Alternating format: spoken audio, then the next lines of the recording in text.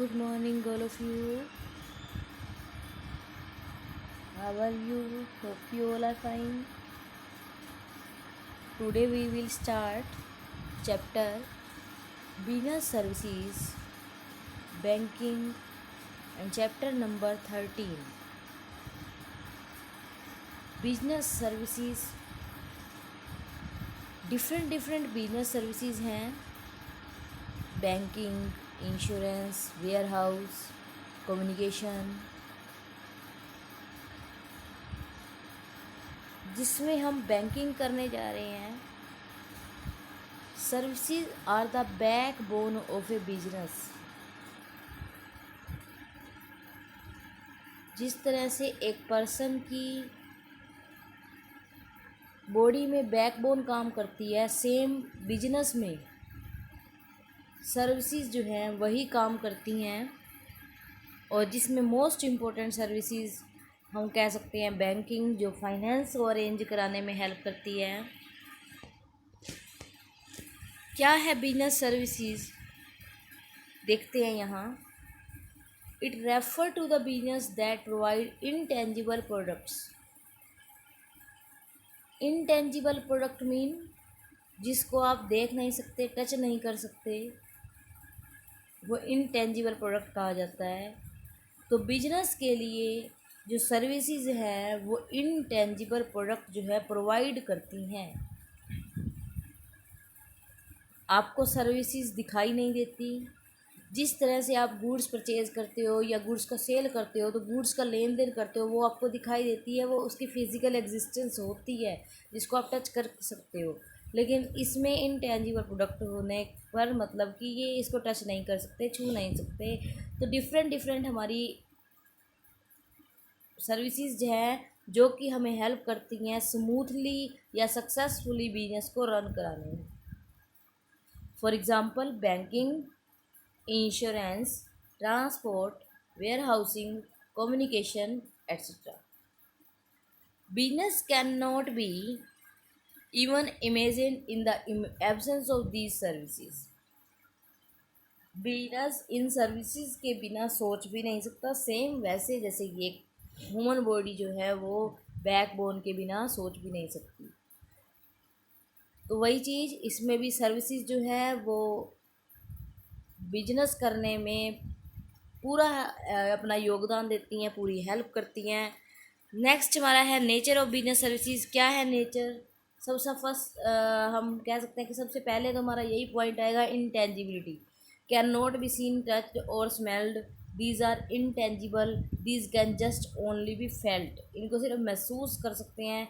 जैसे कि बिल्डिंग है, प्रीमिसेस है बैंक की, उस वो दिख रही है, लेकिन बैंक जो सर्विस दे रहा है वो आपको नहीं दिखाई देती है. उसका बेनिफिट ही आप अवेल कर सकते हैं. सेकेंड हमारा पॉइंट है क्या? हेट्रोजिनिटी. सर्विसेज लाइक लैक इन होमोजिनिटी. एक जैसी नहीं दिखती हैं, एक जैसी नहीं होती हैं. Like the behaviour of a bank employee a provide service, it can be amiable towards one customer and harsh toward the other customer. मतलब कि ये हमेशा सबके लिए एक जैसा जो है सर्विसेज प्रोवाइड नहीं करती है. किसी पर्सन के साथ एक बैंक का मैनेजर जो है या बैंक का एम्प्लॉई है वो बहुत अच्छे से पेश आ रहा है, अवेलेबल पेश आता है, दूसरे पर्सन से हार्श पेश आता है, तो वहाँ पर हम कह सकते हैं कि ये जो है डिफरेंट पर्सन को डिफरेंट मिल सकती है. लेकिन अगर हम गुड्स की बात करें तो एक गुड्स जैसे फ़ायदा एक पर्सन को देगी वही फ़ायदा दूसरे पर्सन को देगी. मीन्स वो देखने में, लेने में, यूज़ करने में उसकी क्वालिटी जो है वो सेम ही रहती है, लेकिन इसकी quality person to person change हो जाती है. इसलिए इसको हेट्रोजेनिटी बोला है. ये होमोजीनियस नहीं होती है. Non stocking. अब देखो, आप सर्विसेज का स्टॉक नहीं करके रख सकते. जैसे हम गुड्स का स्टॉक कर लेते हैं कि हमने गुड्स को इकट्ठा करके अपने घर पे रख दिया, वेयर हाउस में रख दिया. सर्विसेज को आप स्टॉक नहीं कर सकते. Services can not be stock. For example, a transport company has a truck which remains idle on 1st January on account of no work. Now it is not possible to stock the service which you can render on that day and get double the work done from it on 2nd January. ऐसा नहीं है कि उससे वो 2 जनवरी तक का, मतलब 1 जनवरी का भी काम करा लेगा और 2 जनवरी का भी काम करा लेगा विदाउट एक ही बार उसको लेने पर। ऐसा नहीं होता है। अगर आपको नेक्स्ट डे के लिए लेना है तो नेक्स्ट डे के लिए भी आपको उसकी डिमांड करनी पड़ेगी और सप्लाई जो है वो हैंड इन हैंड ही होगी। सेम बैंक में भी हम ऐसे नहीं कर सकते कि बैंकिंग की जो सर्विसेज है, जो बैंक ने हमको मैसेज का, मान लीजिए हमने कहा मैसेज का सर्विसेज दे या एटीएम की सर्विसेज दे, तो एटीएम पर हम ऐसा नहीं कर सकते कि अमाउंट जो है वो एटीएम को अपने घर ले जाएं और उसको स्टॉक करके रख लें, जब भी जरूरत पड़े तब निकालते रहें। ऐसा नहीं होता है। नेक्स्ट हमारा है नॉन ट्रांसफरेबिलिटी। इसको हम ट्रांसफ़र नहीं कर सकते। Business services are of non transferable nature. Unlike the product there is no exchange of ownership in services. For example, we use telephone as a medium of communication. When we make a call, then the telephone company provides us the services. To provide telephone service will remain the job of a telephone company. Have a look at another example. A patient visits a doctor. He gets himself treated by paying the fee. The patient cannot purchase the ownership of service paying the fee.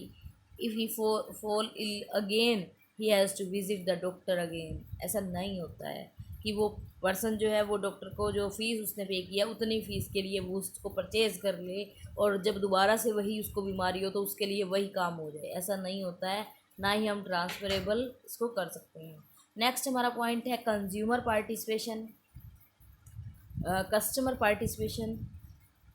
तो कोई भी services लेने के लिए customer का participate होना ज़रूरी है। जैसे एक ट्रांसपोर्ट कंपनी रेडी है अपने टूर को ले जाने के लिए, बस भी रेडी है, लेकिन जब तक कस्टमर पैसेंजर नहीं आएंगे तब तक वो सर्विसेज नहीं दे पाएगी। तो वो भी इन्वॉल्व हो, वो भी पार्टिसिपेट करे, तभी ही वो अपनी सर्विसेज ले पाएगा। बैंक हो, बैंक में पर्सन बिठा दिए, बैंक के एम्प्लॉयज़ बिठा दिए, बैंक में पैसा रख दिया, लेकिन कस्टमर अगर वहाँ सर्विसेज लेने नहीं जाएगा तो वो क्या है, कस्टमर पार्टिसिपेशन नहीं होगा, तो not possible to avail the benefit of any services. Next है हमारा क्या, simultaneity. Out of main feature of services that in both the production and utilisation go hand in hand. For example, we place the material in a warehouse. Vacant space is provided to us. The moment we keep the material in the warehouse, the owner starts charging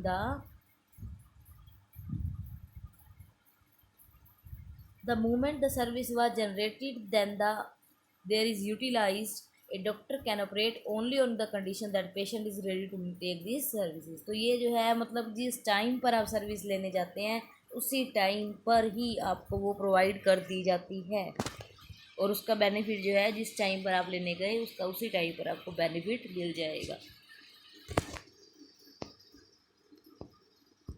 next है हमारा type of business services. कितने type की हैं business services कर चुके हैं हम पहले ही, banking, insurance, transport, warehousing, communication. तो सबसे पहले हम जो इस चैप्टर में पढ़ने जा रहे हैं वो बैंकिंग सर्विसेज हैं। शॉर्ट में मैं थोड़ा थोड़ा एक्सप्लेन सभी को करने जा रही हूँ। बैंकिंग सर्विसेज क्या है, आपको सबको पता है, जो फाइनेंस प्रोवाइड करती है एक बिजनेस को। A bank provide the facility of a loan to the business. Business need finance to sell property and for its daily routine expenses. Business क्या करेगा, फाइनेंस से अपनी प्रॉपर्टीज़ को, जो भी उसको रूटीन के एक्सपेंसेस के लिए या अपने बिजनेस को रन कराने के लिए जब भी फाइनेंस की नीड है तो वो बैंक से लोन लेकर अपनी नीड को सेटिस्फाई कर सकता है या फुलफ़िल कर सकता है। Apart from this, the draft facility, locker facility, debit card and credit card facility are also provided. Loan के अलावा यहाँ पर ड्राफ्ट की फैसिलिटी, किसी के नाम पर ड्राफ्ट काट के देते हैं आप। लोकर की फैसिलिटी, कुछ भी आपको अपनी जो इम्पोर्टेंट और हम कह सकते हैं कि बहुत कीमती चीज़ें जो हैं वहाँ पर रखनी हो तो वो आप रख सकते हैं। डेबिट कार्ड की फैसिलिटी, क्रेडिट कार्ड की फैसिलिटी भी प्रोवाइड की जाती है बैंकिंग के थ्रू। नेक्स्ट हमारा है insurance services. In this services an insurance company after charging a definite fee. Insurance services क्या करती हैं, इंश्योरेंस कंपनीज एक फ़ीस चार्ज करती हैं जिसके बदले में वो रिस्क का ट्रांसफ़र कर देती हैं। मीन्स बिजनेसमैन का जो रिस्क होता है उसको रिड्यूस कर देती हैं। In the sign insurance bond the insurance company promise to pay fixed amount to insured either on an expiry of a fixed period or in case of mishappening। तो कुछ भी मिसहैपनिंग होती है तो उसके लिए क्या है, वो आपको आपके रिस्क को कम कर देती हैं। तो डिफरेंट डिफरेंट टाइप के इंश्योरेंस है, जैसे कि लाइफ का इंश्योरेंस, जनरल इंश्योरेंस जिसमें हम कह सकते हैं कि फायर का इंश्योरेंस, थेफ्ट का इंश्योरेंस, मैराइन का इंश्योरेंस। नेक्स्ट हमारा है ट्रांसपोर्ट सर्विसेज। ट्रांसपोर्ट सर्विसेज क्या है? Take away or to travels to pass over across in this way. Transportation is mainly use to take raw material, finish goods, human resources from one place to another.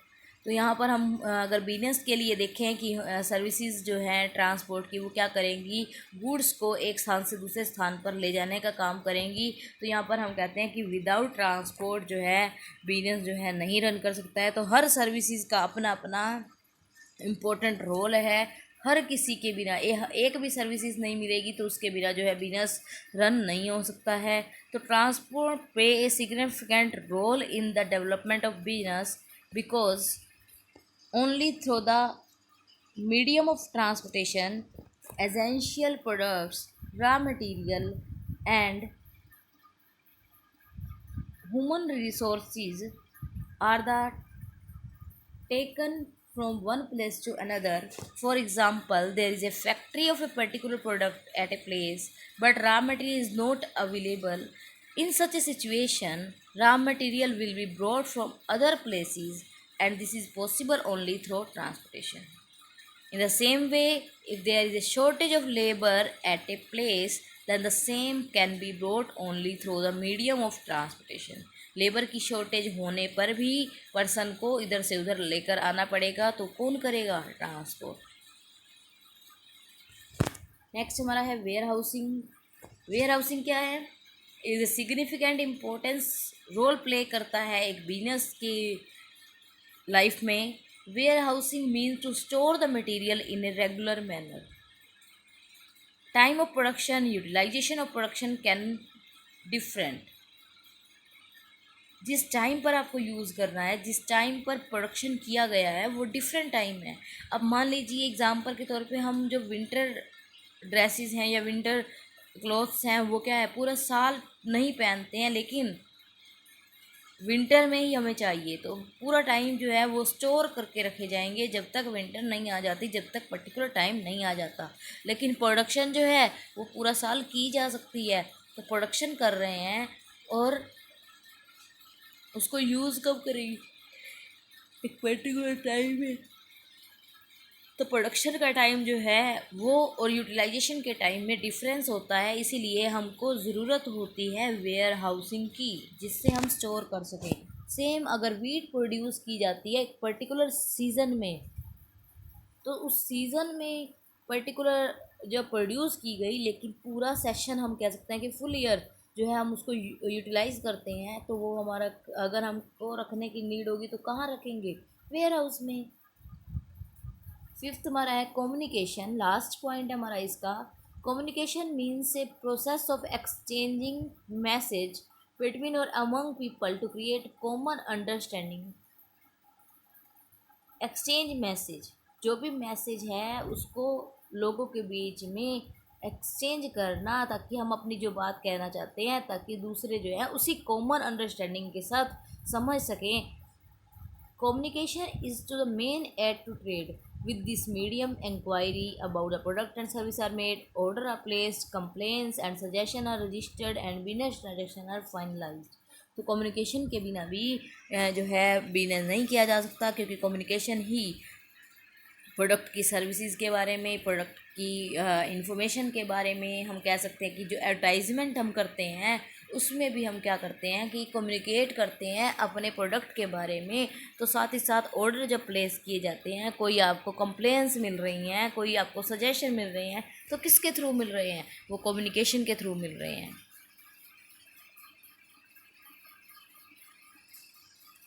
Next है हमारा bank. क्या है banks? In the modern age banking are become the foundation of economic development. Economic development की एक नींव बन गया है बैंक।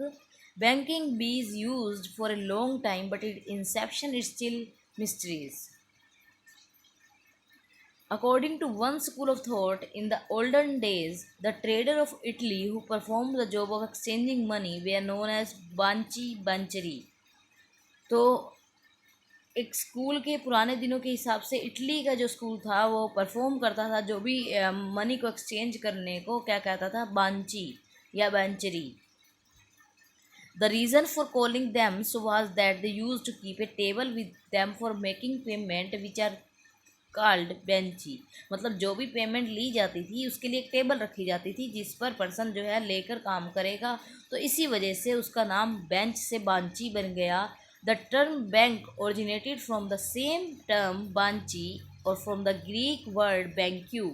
तो ग्रीक वर्ड बैंक्यू से और इटली के वर्ड बांची से दोनों को मिलाकर एक बैंक वर्ड बना दिया गया। तो बैंक की स्टार्टिंग जो है वो इटली और ग्रीक वर्ड से स्टार्टिंग हुई। नेक्स्ट हमारा बैंक है क्या, मीनिंग क्या है बैंक का? In a common parlance a bank means an organisation which transact in money. जो कि मनी को ट्रांजैक्ट करता है। हम कह सकते हैं कि एक ऐसा ऑर्गेनाइजेशन जो कि मनी को ट्रांजैक्ट करता है, या फिर हम कह सकते हैं कि एक्सेप्ट करता है money from the people as deposit and lend money to the people who need the finance. तो जिनको ज़रूरत है उनको ये मनी प्रोवाइड करता है। Now A days A part from the work of transacting in money, money को transact करने के अलावा ये अदर फंक्शन भी परफॉर्म करता है, जैसे कि आप कर चुके हैं, लॉकर की फैसिलिटी देना, क्रेडिट क्रिएशन करना, डेबिट कार्ड की फैसिलिटी देना, एजेंसी फंक्शन करना, जनरल सर्विसेज। तो डिफरेंट डिफरेंट जो है हमारे इसके फंक्शंस हैं। तो बैंक जो है एक ऑर्गेनाइजेशन है जो कि एक्सेप्ट करता है deposit and lend money and perform other agency functions. Next है हमारा डेफिनेशन ऑफ बैंक। बैंक की डेफिनेशन आप देख सकते हैं। A bank is an institution which accept deposit withdrawable by cheque and give loan and advance for the purpose of earning profits. Indian banking company act के according banking की definition है transacts the business banking, which means the accepting for the purpose of lending or investment of deposit of money from the public repayable on demand or otherwise and withdrawable by check, draft or order or otherwise। Banking company जो है जो कि finance का transact करती है, accept करती है money को और लोगों को उधार में देती है। साथ ही साथ हम कह सकते हैं कि इसमें इन्वेस्टमेंट को भी डिपॉजिट कराया जाता है। जब भी पब्लिक रिपेबल करती है डिमांड पर तो उनको रीपे कर दिया जाता है, या हम कह सकते हैं कि पब्लिक जब डिमांड करती है तो उसको रीपे कर दिया जाता है। इस तरह से वो चेक से, ड्राफ्ट से या अदर ऑर्डर से भी क्या है वो पेमेंट को वापस ले सकते हैं। नेक्स्ट हमारा आता है टाइप ऑफ बैंक। तो टाइप ऑफ बैंक हम देखेंगे यहाँ। सबसे पहले हमारे कितने टाइप्स हैं बैंकिंग के। फर्स्ट हमारा है कॉमर्शियल बैंक। कॉमर्शियल बैंक जिसमें टू टाइप्स के कॉमर्शियल आते हैं। एक आता है फॉरेन कॉमर्शियल बैंक, सेकंड हमारा आता है इंडियन कॉमर्शियल बैंक। फॉरेन के कॉमर्शियल बैंक भी हर कंट्री में हो सकते हैं, इंडिया में भी है। ऐसे ही इंडस्ट्रियल बैंक्स। अब इंडियन के बैंक जो हैं उसमें भी टू पार्ट हो गए, एक पब्लिक सेक्टर का बैंक, एक प्राइवेट सेक्टर का बैंक। पब्लिक सेक्टर का बैंक जिसमें कि गवर्नमेंट इंटरफेयर कर सकती है, प्राइवेट सेक्टर का बैंक जिसमें गवर्नमेंट इंटरफेयर नहीं करती है। For example axis bank, yes bank private sector के हो गए। पब्लिक सेक्टर में एसबीआई का हो गया, पीएनबी हो गया। तो ये नेक्स्ट हमारा है इंडस्ट्रियल बैंक्स। एक नेशनल लेवल पर होते हैं, एक स्टेट लेवल पर होते हैं। Agriculture bank, cooperative bank and land development bank, जो कि कोऑपरेटिव एग्रीकल्चर सोसाइटीज़ के द्वारा या कोऑपरेटिव बैंक्स बनाए जाते हैं, लैंड को डेवलप कराने के लिए बैंक बनाए गए हैं। इसी तरह नेक्स्ट हमारा है रीजनल बैंक। रीजनल बैंक क्या है, जैसे कि central bank, export import bank जिसको एग्जिम बैंक में कहेंगे हम, national housing finance, national housing bank, IRBI means industrial reconstruction bank of India, NABARD. तो ये जो है डिफरेंट डिफरेंट हमारी फॉर्म हैं अदर एपेक्सिक बैंकिंग इंस्टीट्यूट की।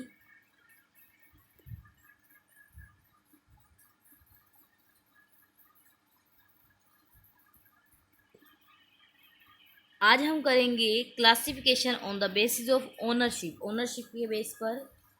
तो पब्लिक सेक्टर के बैंक और प्राइवेट सेक्टर के बैंक और कोऑपरेटिव बैंक जो है हमारे किस में आते हैं, ओनरशिप के बेस पर आते हैं। तो पब्लिक सेक्टर बैंक कौन से, जिसमें कि ओन जो है वो गवर्नमेंट का रहता है और कंट्रोल भी उनका रहता है गवर्नमेंट का ही। 14 बैंक हैं जो कि नेशनलाइज किए गए थे 1969 में, 1990 में 6 और किए गए थे। All these banks are now public sector bank. The main objective is social welfare, इनका मेन ऑब्जेक्टिव क्या है, सोशल वेलफेयर है। After the merger of the new bank of India in the Punjab national bank, the number of the nationalised bank is now 19। Beside these, the State Bank of India and its subsidiaries are also included in this category, which are 8 in numbers. तो 19 bank PNB को मर्ज करने के बाद हो गया था और इसके अंदर जो है स्टेट बैंक की, जैसे state bank of Patiala, state bank of Hyderabad, तो इसकी सब्सिडरीज़ हैं। State bank of India main हो गया और इसकी 8 सब्सिडरीज़ हैं जो कि in this manner total 27 bank are working in the public sector. तो ये जो है 8 पर बैंक ये मिलाने के बाद 19 + 8 27 बैंक जो है हो जाते हैं पब्लिक सेक्टर के। नेक्स्ट हमारा है प्राइवेट सेक्टर का बैंक। Private sector bank are those bank which are owned and controlled by the private sector or some individual, individual के द्वारा जो है कंट्रोल किए जा रहे हैं, जैसे कि Jammu and Kashmir bank, Punjab bank limited. अब पंजाब बैंक नेशनल बैंक अलग है, पंजाब बैंक जो है वो पर्टिकुलर सेक्टर या हम कह सकते हैं कि owned by the owner, only some individuals होंगे इसमें। तो control of any individual or body on this bank depend on the number of shares held by that individual or a private body. अब इसको कंट्रोल करने का right जो है वो उनके शेयर्स के ऊपर डिपेंड करता है, किसके पास कितने नंबर ऑफ़ शेयर्स हैं, वो उस अकॉर्डिंग जो है वो प्राइवेट सेक्टर के बैंक को कंट्रोल करेंगे और उसी बेस पर ही प्रॉफिट अर्न करते हैं। और इनका मेन मोटिव क्या होता है, प्रॉफिट अर्न करना ही होता है। ये जैसे कि पब्लिक सेक्टर के बैंक का मेन मोटिव क्या था, लोगों को, सोसाइटी को वेलफेयर के लिए है, या फिर हम कह सकते हैं कि सोसाइटी इसकी सर्विसेज के लिए जो है इसका मेन ऑब्जेक्टिव था। लेकिन प्राइवेट सेक्टर का जो मेन मोटिव है वो प्रॉफिट अर्न करना है। कोऑपरेटिव बैंक ऐसे बैंक जो कि एक ऑर्गेनाइज ग्रुप ऑफ इंडिविजुअल्स के द्वारा कोऑपरेट किए जाते हैं, या फिर हम कह सकते हैं कि इसके कुछ पर्सन्स मेंबर जो होते हैं वो इसका चलाते हैं और इनका मेन पर्पज़ जो होता है उन्हीं मेंबर्स की हेल्प करना होता है जिनके द्वारा ये बनाया गया है। तो state cooperative bank, district cooperative bank, primary loan societies are included in the cooperative banks. Next हमारा है बेसिस ऑफ फंक्शंस। ये पॉइंट हम नेक्स्ट वीडियो में करेंगे। आज के लिए इतना ही। Thank you and bye bye, have a nice day.